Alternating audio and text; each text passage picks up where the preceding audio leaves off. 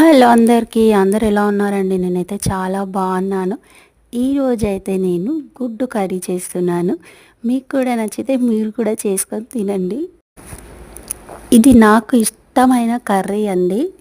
ఇక్కడ నేను ఉల్లిగడ్డలు కట్ చేసుకుంటున్నాను. ఎందుకంటే ఉల్లిగడ్డలు ఇప్పుడు నేను పేస్ట్ చేస్తాను. పేస్ట్ చేసి ఎగ్ కర్రీ చేస్తానండి. ఇవాళ అయితే మా మమ్మీ వచ్చి వెళ్ళిందండి. గగనశ్రీకి స్నానం చేయించింది. ఉల్లిగడ్డ పేస్ట్ అయితే రెడీ చేసేసుకున్నాను.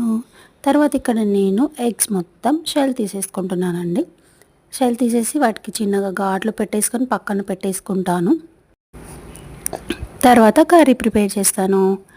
మీకు నా వీడియోలు నచ్చినట్టయితే please do like, share and subscribe to my channel. ఇక్కడ నేను చింతపండు కూడా నానబెట్టి పెట్టేసుకున్నానండి. తర్వాత ప్యాన్ తీసుకొని దాంట్లో ఆయిల్ వేసేసుకుంటాను. ఎప్పుడైనా మనం చారులు చేసుకున్నప్పుడు దాంట్లో మెంతులు వేసుకుంటే చాలా మంచి టేస్ట్ వస్తుందండి. ఇది ఒక చిన్న టిప్, మీరు కూడా పాటించండి. తర్వాత కరివేపాకు, పచ్చిమిర్చి వేసేసుకున్నాను. తర్వాత ఉల్లిగడ్డ పేస్ట్ వేసేసుకొని కలిపేసుకున్న తర్వాత ఆయిల్ అంతా పైనకి వచ్చేస్తుందండి. తర్వాత దాంట్లో ఉప్పు, కారం, పసుపు, అల్లం వెల్లుల్లి పేస్ట్ అన్నీ వేసేసుకొని కలుపుకుంటాను. తర్వాత ఆయిల్ అంతా పైనకి వచ్చే వరకు మూత పెట్టి పక్కన పెట్టేసుకోవాలండి. మీరు కూడా ఒకసారి ఈ ప్రాసెస్లో ట్రై చేయండి, చాలా బాగా వస్తుంది. తర్వాత నేను చింతపండు పులుసు తీస్తాను.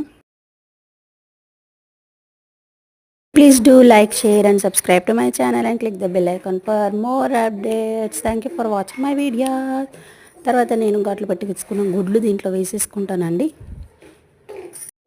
మా గగనశ్రీ అయితే ఇక్కడ ఆడుకుంటుంది. మంచిగా ఇప్పుడే స్నానం చేసుకొని రెడీగా ఉంది, ఆడుకుంటుంది తను. నేనేమో వంట చేసేస్తున్నాను.